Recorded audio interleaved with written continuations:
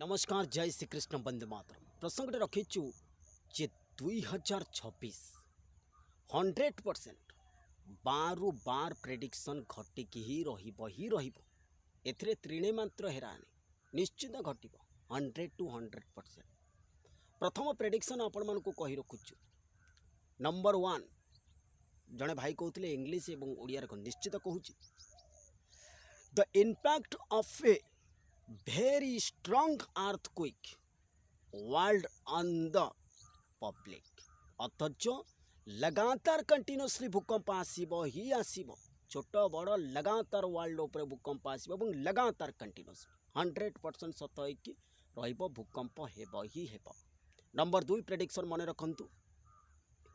The new government law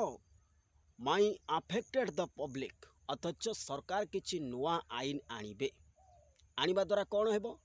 ना public को direct impact करिबो आ पब्लिक इम्पैक्ट हेले आपण माने जानिचंती गवर्नमेंट मध्य इम्पैक्ट पाइबे अथच पॉलिटिकल मध्य इम्पैक्टेड हेबो ही हेबो। नंबर 3 प्रेडिक्शन मन रखंतु the people will be affected मन रखंतु 3 number people will be affected by large scale protest अथच छोट बड़ आंदोलन जगह जगह हेब भारत में मध्य ओडिशा रे मध्य आंदोलन हेब ही हेब मन रखंतु निश्चित 100%। नंबर 4 प्रेडिक्शन मन रखंतु climate changes will affected any people public and people अथच क्लाइमेट चेंजेस द्वारा बा जलवायु परिवर्तन द्वारा विभिन्न प्रकार परिवर्तन आपण देखा पाइबे ही पाइबे। The food crisis 5 number prediction food crisis related and health crisis will affected people अथच स्वास्थ्य समस्या देखा देव एवं खाद्य संकट मध्य धीरे धीरे आसीबो जहाँद्वारा धर संबलपुर गोटे डिजीज व्यापिला कोरापुट रे आ गोटे डिजीज व्यापिबो एई भली भाबे भारत में मध्य व्यापिबा सहित ओडिशा रे मध्य विभिन्न देश रे मध्य व्यापिबो। नंबर 6 मन रखंतु देयर विल बी मेनी अथच मन रखंतु there will be many road accident plane crash and train accident लगातार ए घटना गुड़िक घटब अथच train accident plane crash road accident रे बहुत धन जीवन हानि हेब ही हेब। तापर मन रखंतु 7 prediction many areas might face cyclone heavy to very heavy rainfall extremely heavy rainfall landslide अथच जगह जगह प्रबल वर्षा भयानक भूस्खलन लैंडस्लाइड द्वारा प्रभावित हेब ही हेब। भारत समेत विश्व मध्य या द्वारा प्रभावित होगापाई जाउछि निश्चित 100%। नंबर 8 मन रखंतु the severe sunlight the severe and lighting many affected people अथच लाइटिंग थंडास्टॉर्म हेब ही हेब एगुड़िक पब्लिक मध्य इम्पैक्ट पाइबे ही पाइबे या द्वारा मन रहिला।